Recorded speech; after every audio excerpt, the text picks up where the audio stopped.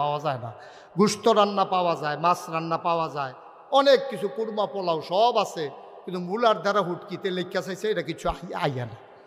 তো এই মূলার দ্বারাতে হুটকি দিতে খাইব কেমনে? এখন ভিডিও কল দিছে তার মারে ওয়াহেদপুর, আম্মা এই মূলার দ্বারাও পাইছি সুপার মার্কেটে, শুটকিও পাইছি, কিন্তু রান্না করবো কেমনে তো এটা তো মনে নাই, আমার তো মনে নাই, আমি জানিও না।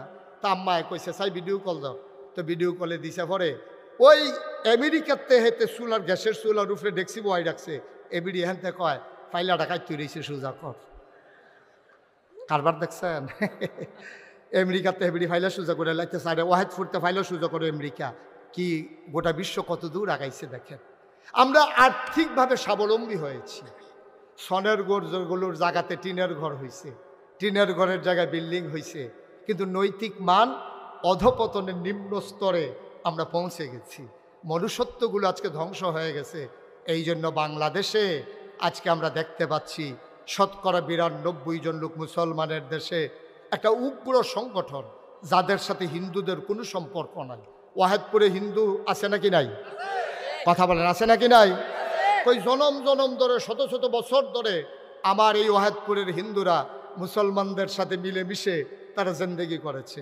হিন্দু দোকানের খরচ আমরা খাই, হিন্দু বাড়ির নাইখোলাইন আমরা খাই, আমরার গাছের মাছ নিয়ে তারা খায়, এই তো চলতে আছে, টাকা হাওলাত নাই, কত সুন্দর চলতে আছে।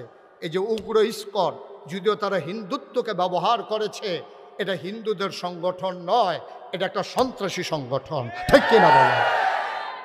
আফসোসের সাথে আমরা খেয়াল করছি মনুষ্যত্বের অধপতনের কারণে ৯২% জন লোক মুসলমানের দেশে আজকে ইসকন নামক এক সন্ত্রাসী সংগঠনের মাধ্যমে আমার দেশের সাইফুল ইসলাম আলিফ, আমার দেশের এক অ্যাডভোকেট, এপিপি রাষ্ট্রীয় একজন কর্মকর্তা, তাকে পিটিয়ে দিনে দুপুরে রাস্তার উপরে কুপিয়ে তাকে হত্যা নিশ্চিত করা হয়েছে। এই দুঃখ আর ঘৃণা প্রকাশ করার ভাষা আমাদের জানা নাই, ঠিক কিনা বলেন? আফসোস কি জানেন? আফসোস কি জানেন? আপনারে পিটাইতে আসছে ৫ জনে, এর ভিতরে একটা এতিম বাচ্চাও আছে, তার বাপও নাই মাও নাই, তারা মানুষের চান্দা তুল্লা পড়ায়, হেতে ৫ জনের ভিতরে আপনার